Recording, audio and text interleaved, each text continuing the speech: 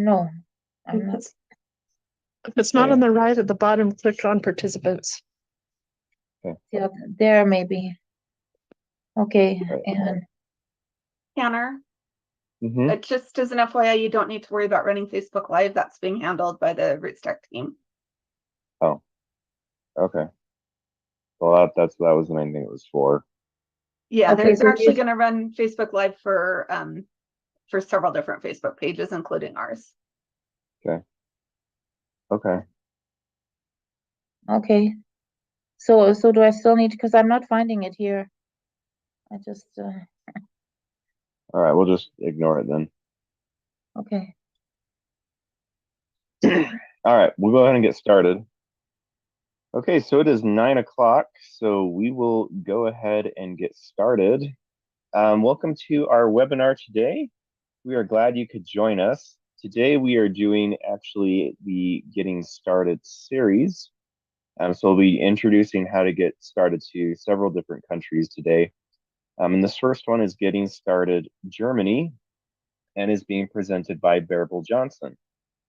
Before we get started, we have a couple of housekeeping items. First, this class is being live streamed to Facebook. You'll be able to see a recording of this class on the Family Search Library Facebook page for a limited amount of time. We'll also be posting the link to the handout in the chat if you're on Zoom for the classes that have them. This first class does not have a handout, but for the ones that there are, we'll put it in the chat or into the top of the comments section on Facebook. If you have a question, please post that question into the chat. If you're in Zoom or into the comment section on Facebook. We don't have a ton of time for questions today, so but we'll answer as many as we can. So if we don't get to your question, that's why. We also have a live transcript on Zoom. To stop seeing these subtitles, click on Live Transcript at the bottom of the screen and select Hide Subtitle. If you would like to attend more of our webinars, you can learn more by searching Family Search Library webinars on Google, or visit the Family Search Library Facebook page and check out the events there. And now turn the time over to Baerbel. Good morning. My name is Baerbel Johnson. So today we're going to talk about beginning your German research. And the topic kind of took me back to about 45 years ago when I first started doing German research, and I will want to show you. I guess you'll be excited to see how much things have changed, and that there really is there are a lot of wonderful things that you can do, even though you may not be able to speak German, you may not be able to read the German script. At this point, but you will learn the things that you need to know as you go along, and just you want to be ready to just jump in and do it. The first thing that I want to show you is on the Family Search website. We're going to talk about 5 different websites today, because we're going to assume that what you're trying to do now is that you've gathered your family information, and now you're trying to actually find records in Germany for your ancestor. And I'm going to show you some ways to do that. And in order to do that, it's always good to know where you can find help and learn more about what you're doing. So on the Family Search website, you can go to Search and then go down to the way bottom where it says Research Wiki. And the wiki will hopefully come up. Yeah, it just takes a minute. Here it is. The Family Search Wiki is full of information for you that will help your research. So we can go type in here Germany genealogy, and is what comes up, and then we will and it will take you to that page. This is the introductory Germany page, but then there are also pages for each state, pages for immigration, pages for church records, and all different kinds of topics. You can see topics on the right-hand side, in the sidebar on the right-hand side, that you can click on. Every state and other area page has a button that shows you links to online genealogy records, and also a button that says Ask the Family Search Community. So that will take you to the Germany community. You can go from there to the Germany community. And once you've found a record and you maybe don't know how to read it, you can post that record there and there are people in the community that are willing to help you and help you read it. So, and they would also answer other questions, like if you didn't quite know where you could find more records, this would be a place where you could ask questions. So there is research help available for you in many different ways here in the Family Search Research Wiki. That's one way that things have changed in the last 45 years. So I'm going to go back to the main page. And today we're going to look for an ancestor of mine called Nikolaus Margaret. He was born in a town called Böttger in Germany, in Hessen-Nassau. And so the very first thing that you have to do when you first start your research is that you have to take the place that you have for your ancestor and find out where the church is, or maybe the synagogue, and where the civil registration office was, where the court was, the jurisdictions that belong to that particular place. It's very important because in Germany, all the records are kept pretty much on a local, or I would say the vast majority of the records are kept on a local level. Church records and civil registration records are the things that we mostly use for finding information about our ancestors. So we need to, in order to identify these jurisdictions and find out about places, we need to use what's called a gazetteer, which is a place name book. And there is a really cool tool online called myersgaz.org. Myers Gazetteer was a 3-volume, really huge book set, and some kind souls turned it into a wonderful website. So we can put the name of the place in here, which I'm doing here. Notice, and this place does have an umlaut and a diacritic over the O, but you don't have to use diacritics here. So I can just put in the place name with a regular straight O and click on search, and there it is, Böttger. Not a very big place. It has 448 inhabitants, but it does have its own church.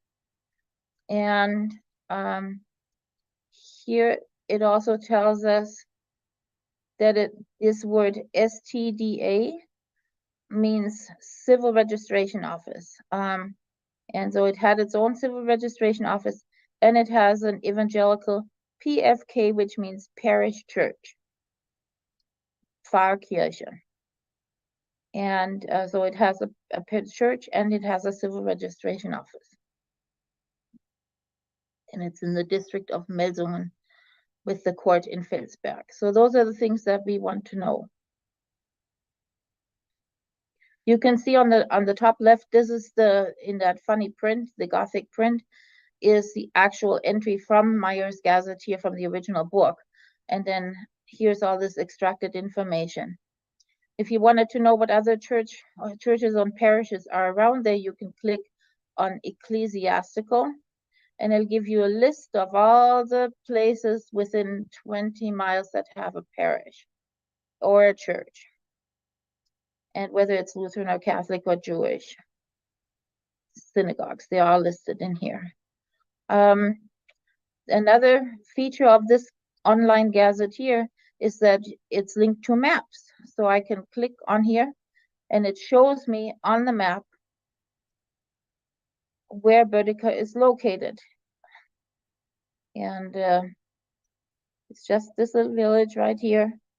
Felsberg is the next largest town, and it's in the northern part of Hessen, so in central Germany.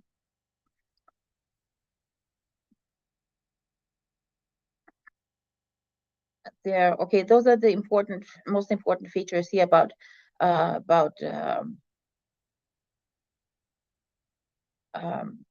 Meyer's gas.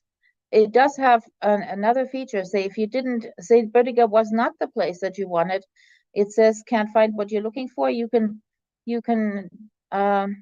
click on try viewing sounds like search results, and it gives you sort of a sound of a phonetic variants or places that are similar phonetically, and so then you have more options that you could look at. The other thing that you can use in this website on this website is wildcards, the asterisk for wildcard. You can put an asterisk for wildcard in several places in each word, and the front and the end, or anywhere in the middle. You can use multiple asterisks at the same time. So if you can only read a portion of a place name, maybe just the ending and then the first letter, or maybe another letter in between, you can mark the spaces with these asterisks and it will bring them up. If there are lots of places, it also lets you filter them by state. So this is a really good tool for identifying the places and jurisdictions. So now that we know that Böttger has its own church and its own civil registration office, we're ready to look for our ancestor. Next thing I'm going to do is I'm going to search the records that are indexed by names by searching search records.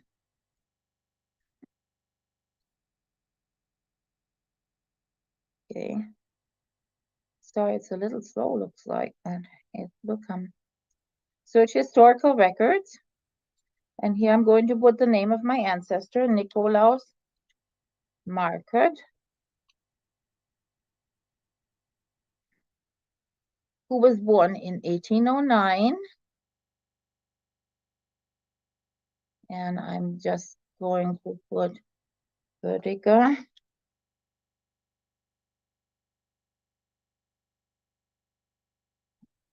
Germany. Search.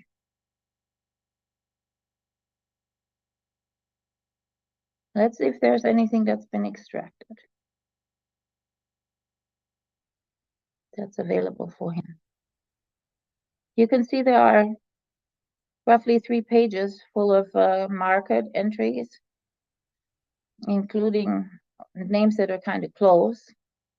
But as it turns out, our Nikolaus Markert is not listed here in any one of these 3 pages. So his birth record has not been extracted. The next question is, are there records that I can look at and go through myself in order to find the information that I'm looking for? In order to do that, I can go to the catalog and put in Böttger. Same thing here without an umlaut. And you can see it coming up with the umlaut, and I click on the little green word, the green line here, and search. And it shows me that for church records, there is church book duplicate, which is a civil copy of the church record that covers the years 1808 to 1812. Just those few short years.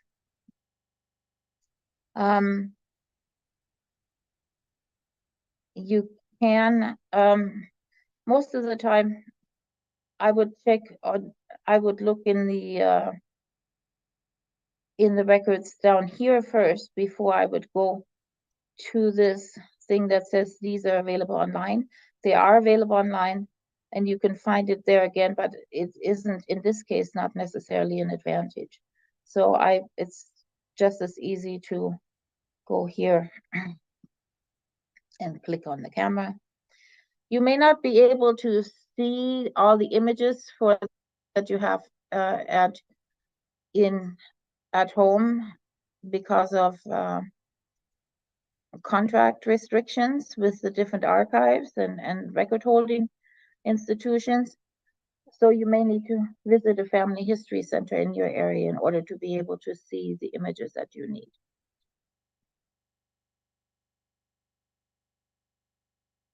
Okay. This film has 595 images, and there's a little tag for each. There are a couple of, it says it's item 2, which means that it's in the second part of this film that I'm looking for, and then I have to go look for the year that I need. So I already did a little bit of scouting around, and I know that what I need is towards the end of this record set.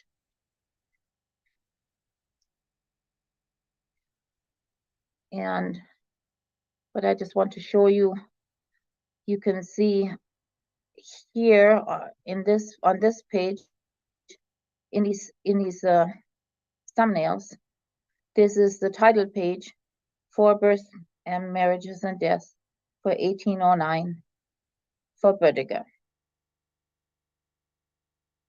It may take a little bit to find it, but here in the thumbnails, you can click on each one of the title pages and figure out which year you want to be in.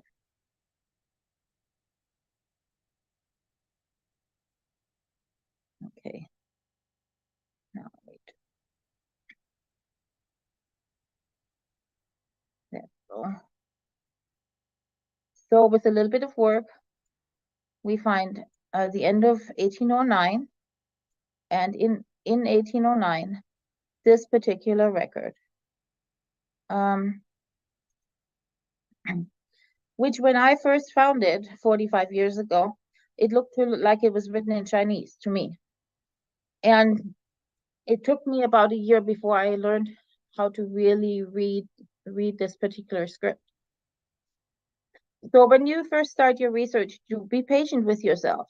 Don't get discouraged, because you can find out that you've got the right record, because right here it says markered, and down here it says Nikolaus. So I know I have my ancestors' record. Now we just have to figure out what all the rest of that says. And that's where the community can come in to help you. And then in the Family Search Wiki and in the Learning Center, there are lots of classes, links to handouts, examples of formats on all kinds of things that will help you in trying to learn how to read these records. So give yourself some time and be encouraged.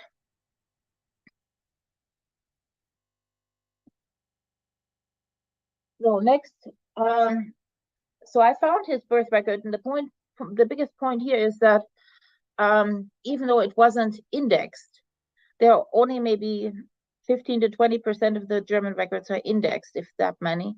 But there are lots more records that are available on Family Search that you just have to go through page by page, and they may contain the records of your ancestor, even though you can't find it by name by just searching for the name. Ancestry is the next place that we're going to go to, because Ancestry is a partner website to Family Search and has a lot of German records, and including many from many towns and regions that Family Search does not have. So this may be a good place for you to be able to find the records if Family Search doesn't have them. Or sometimes they're indexed on Ancestry, but not indexed on Family Search. So I'm going to search here in Ancestry. Ancestry is available at every Family History Center. What? Okay, let's try this again. Okay. Ancestry is available at Family History Centers for free, so you can, if you don't have access to it at home, that's one place that you can go to without having to pay. I'm gonna here look for Nikolaus Market. I'm gonna put in here his birth year, 1809. He lived in Germany. And I'm gonna say exactly. There we go. Search.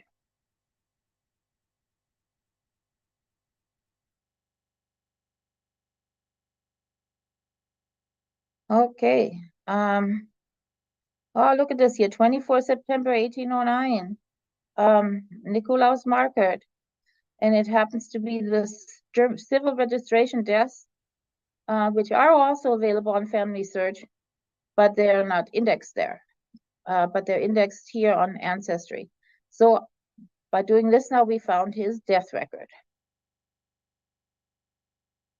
in a town not too far away from where he was born. Here's Nikolaus's death record. In 1884, so you can see these are half printed and half handwritten. And so later records are a little bit easier to manage when it comes to the script and reading. So again, give yourself time and you will be able to manage this.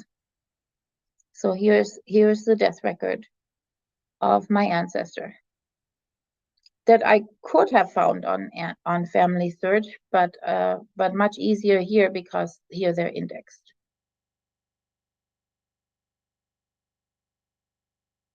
Next place I want to go to, then I would like to find more information about Nikolaus's parents. And his father's name was Heinrich Market. His mother's name was Anna Maria Herwig. Maybe I would like to find their marriage record. He's born in 1809. The records Family Search has go from 1808 to 1812. I didn't find a marriage there. So the parents were probably married before 1809. And Family Search doesn't have any other church records from this particular town. Neither does Ancestry. But there is a website called Archion, Archion, that is sort of the home base for all things Protestant and a few Catholic records.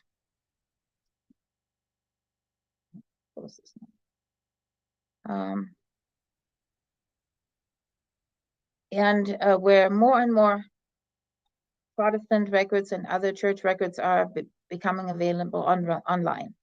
Mostly Protestants, Lutheran and Reformed, but there are some Catholic, there's some Mennonites. This is a German website. It is subscription based. You have to pay to use it to be able to see the images. But there are several different ways that you can get a subscription. And you can get a subscription for 1 month for something like $25. You can get a subscription for a year for $200. And then there are several models in between. So it's a kind of it's affordable. And the nice thing about it is that Archion has so many records that Family Search doesn't have that you just will not be able to find anyplace else, including the church records for. So here I'm Oh, wait a minute. Sorry. I need to change the language up here in the globe on the top right-hand side. Change the language to English. Then you can see everything in English. It has a newsletter that's only in German, unfortunately. Step by step means this is where it shows you how to use the website, how you can sign up, how you can pay for it, and how you can find out if the records are actually there. And then in order for you to be able to see the records, you have to what they call purchase a pass, and then it takes you to the store where it shows you what you can get, and then it also has a town that you can check out to show you what the images look like and how you can navigate them. So one free town that you could check out. You can search here for a town or parish, and you can search in the text will just search that for that place name anywhere, and if I put it in location, it searches only in the location field. So here's Böttiger,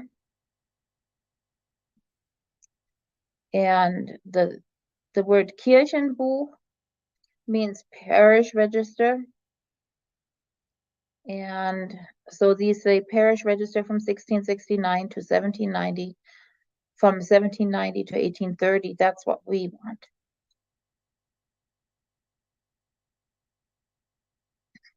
Click on that, and I have logged in already, so I can see the images.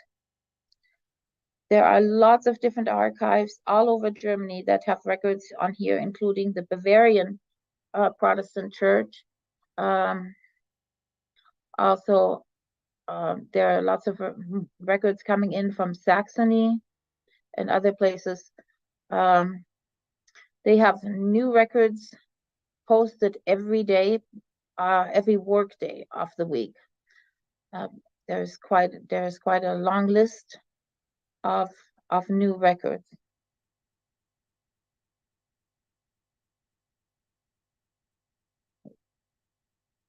Now let's see.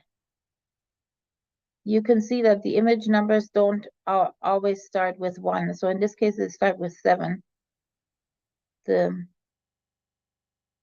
church record of my ancestor's birth is found on this page right here. Which I'm going to make nice and big.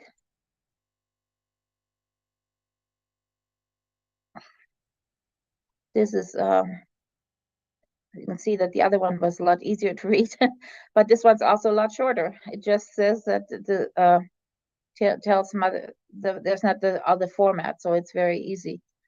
Saying that he was, gives the birth date and baptism date, his name, his parents, and the godparent, and that's it. So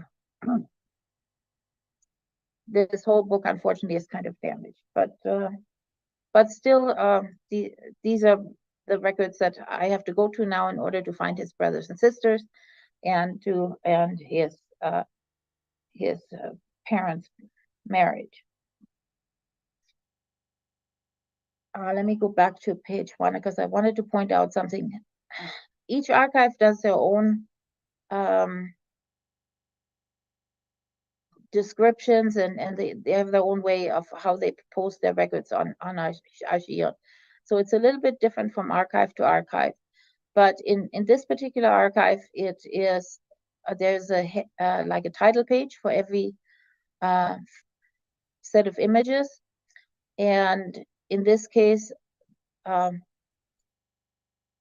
these title pages always have remarks that say which records are where. It says here there are confirmations from 1792, there are marriages and deaths beginning in 1791, baptisms start in 1790.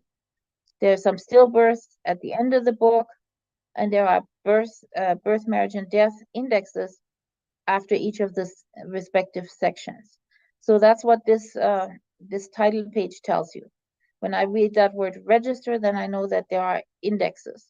And then nach den Amtshandlungen means after the actual records, at the end of the records. So if I want to find brothers and sisters, I find the birth index, and let's see. And here is the birth index. This is the M page for Margaret, and I can see that Heinrich Margaret, who is the father over here, has a son of Andreas. Then he has another son, Andreas, on this page. Then he has Nikolaus down here, who's my ancestor.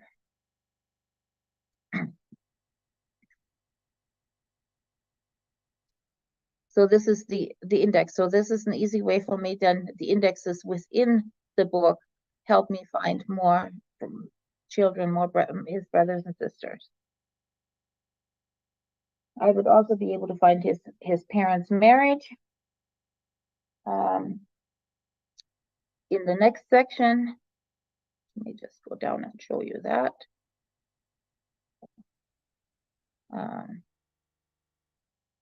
And of course, not everybody's book is damaged. Many of them are beautifully clear, but this one is just water damaged and other things. And here is Andreas, Margaret, let's see, Heinrich, Margaret, and Mary, son of Andreas, marries Anna Maria Herwig. So this is the marriage of my Nicholas's parents right here. So this website is basically just, you have to read every page, or not every page, but you can, it's just images, not any extra indexes, unless they were part of the parish holdings. Sometimes there are extra index volumes, but nothing's been indexed by anybody else, by outsiders. So it's just images, a library of images. And this is mostly for Protestants, as I said. The same kind of thing exists for the Catholic churches on Matricula, and this is free of charge because it's supported by the European Union. This website is called Matricula, and this is the homepage, matriculaonline.eu, and then on the bottom you click on Continue to Matricula, and then there are 3 different ways that you can search. The book searches by country and then by diocese. The middle icon searches by map, and the right icon searches by place name. There are very few Protestant records on here. Most of them are Catholic. They're from different countries, including Germany, Austria, Poland, Luxembourg, and Slovenia.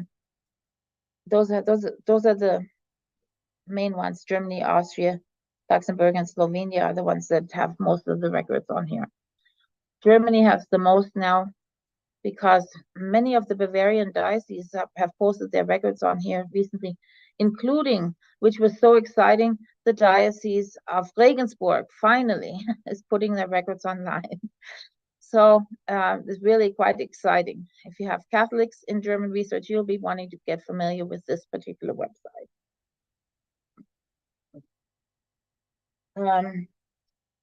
So I'm just going to show you here how this works. You choose the diocese. If you don't know what diocese your town was in, you can go to Google and just Google place name plus diocese, and you will find it with relatively easy. It's an easy find. Go to Helmstedt. Just gonna see, so we'll go down to the place that you want, and then for each place there is a list of the volumes. Each book each physical book gets its own line in this listing. On the right hand side, there's a map showing you where the place is located, including modern and historical maps. And okay, just go down here. I just wanted to show you an example of what the records look like. If you see, in order to get to the records, you click on these little camera icons that are in the very first row. If they're blue, then you can have access to the records.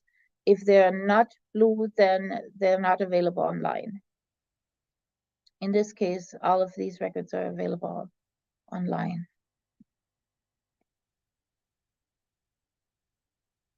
So, and then we can make this bigger to show you. These are Catholic birth records from 1818. Father is here, mother here, date and hour of birth and baptism, the name of the child, the godparents, going across both pages in a printed form.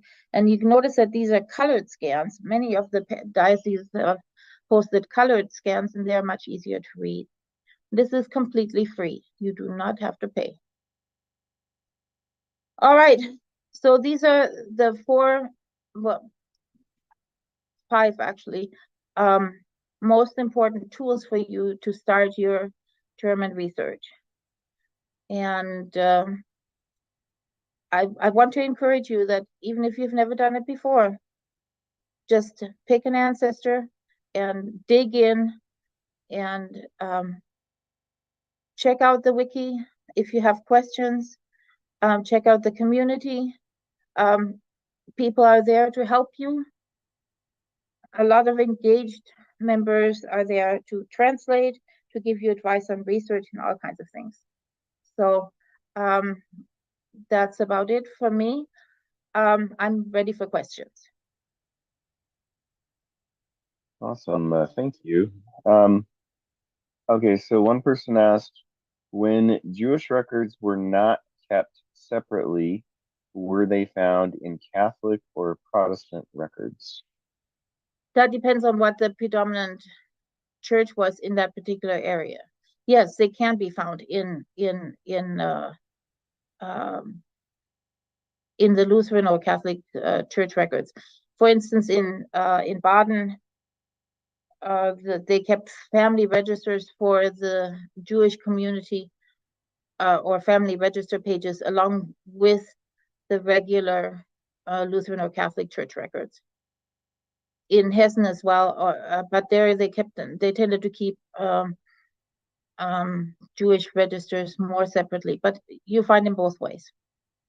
Mm-hmm. Awesome.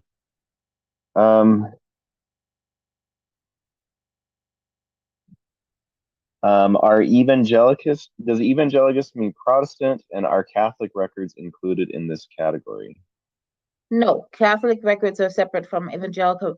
Evangelical today is a joint venture of the Lutheran faith with the Reformed or Calvinist faith, and they combined in the 1830s to make the evangelical church. And so we basically would say these are Protestants and not Catholics. Is that clearer? Yes. Okay, good, thanks. Monica, so one can reach Matricula for free? Yes, it's absolutely free. Matricula is completely free. So if you have Catholic ancestors, there are a few Protestant records on here, but very few. Most of the Catholic churches have chosen to put their records on Matricula. Most of the Lutheran dioceses have gone with Archion. Okay. How many records exist for the Arnswalde area? Like You 1780, 1820. are we talking about the Arnswald in Brandenburg in that particular area? I think. I don't know. Okay, but that's what I'm going to assume. That's an area where many records were destroyed during during and after World War II, and so that there in many parishes there are neither church nor civil registration records, so the record situation is pretty bad. But there are websites that have inventories that show you what's available, and also a couple of books. So if you go to Brandenburg in the wiki, I think you should be able to find some links to that information.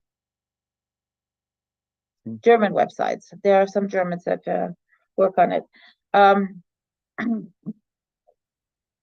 Another website that I did not mention here that would be helpful for you would be the Society of the German Society for Computer Genealogy website, and it's called CompGen, like as in computer, COMP, and then GEN as in genealogy .de, compgen.de, and they have a wiki as well that has a lot of that more detailed information, but it's in German. Corey says, if your ancestor's home was in Germany originally, but is now in Poland, where should you look? Yeah, you'll have to look in Poland because that's where the records are. But and there are some websites that can help you with finding the Polish name, finding out which district the town is in now, and there are a lot of Polish websites that have German records. That's just getting a little bit more advanced, so I didn't want to get into that here, but yeah. If records exist, there is a good chance that you will be able to access them either in an archive or online. Okay. Awesome. Yeah, I think you just answered the next question then, which was, with Matricula, if the records are shown as not yet online, is it likely that someone could still find those books at the parish or regional archive? Sounds like it's yes. Yes, because they're not finished putting everything online. And with both Matricula and Archion, they have a tendency to show you what's there rather than to show you what's not there. So the things that are not on there, you just don't see them. And that doesn't mean that they don't exist. Okay. Someone asked, are the Matricula records indexed? Only, it's the same as with Archion. It's just a library of images of the various books. Now there are, so if there's like a separate index for a set of records, either in that particular book or in a separate book, the separate book will also be digitized. And of course you can, but you have to go through the images in order to find them. So they're not indexed in the sense that you can type in a name and find them that way. You have to actually search page by page. Yeah, a couple of people are asking about the Jewish records. They're just saying, where do I find the Jewish records, and where are most of the Jewish records kept? Locally as well, many of them more in the community and regional archives, because those were mostly civil records. There are also some larger collections of Jewish records in other countries, like in Israel. In Jerusalem, there is the Oh gosh. What is there's a large library and they have a lot of German records as well. Now I'm sorry, my little chemo brain can't remember what it's that oh gee. I can't think of the acronym. Is But that Yad Vashem? Baerbel? no, it's not Yad Vashem. It's the something of the Jewish people.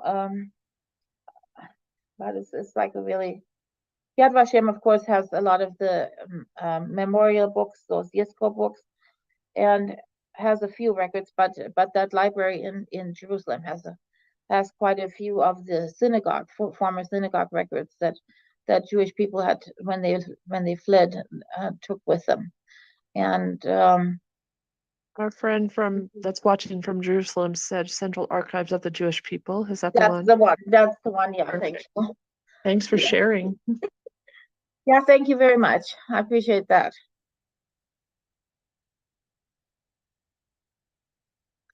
Any other questions? Go to the wiki, but I want to go to the wiki and go Germany Jewish research, or I mean, there are pages for Jewish research specifically. That will give you some better ideas, more details. There's a lot of other questions. I think we're running out of time for questions though. Okay. But can I give my email? My email is Yeah. Johnson, BX as in boy, as in and X-ray @familysearch.org. And if you have questions that did not get answered, please feel free to email me. And I can answer your questions, I hope. Thank you. Okay. Go ahead. Awesome. Can I go ahead and put that email in the chat? Yes, please. Okay.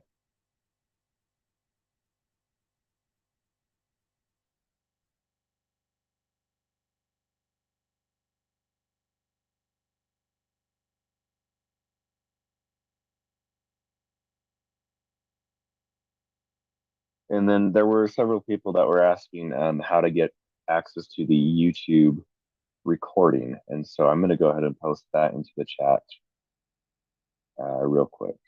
So Great.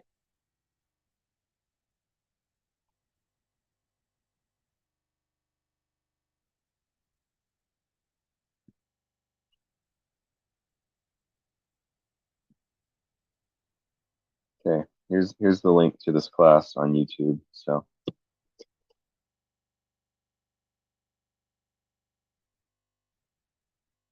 okay, everyone, thank you so much. The next class will be Getting Started Sweden. And that'll be taught by Savannah Larson. We'll be getting that one started in 13 minutes. My opinion is once you go Sweden, you don't go back. Everybody has to have a Swedish ancestor, right? Yeah. Yeah.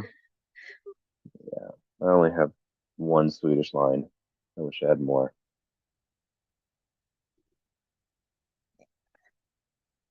I always say everybody has to have a Dutch ancestor because just about everything there for the whole country is online. It's so awesome. So, and I don't have a single Dutch ancestor, unfortunately. Oh, me neither.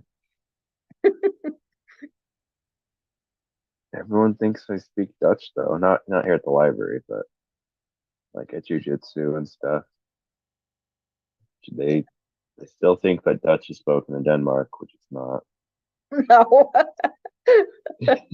Okay. Yeah. Okay. All right.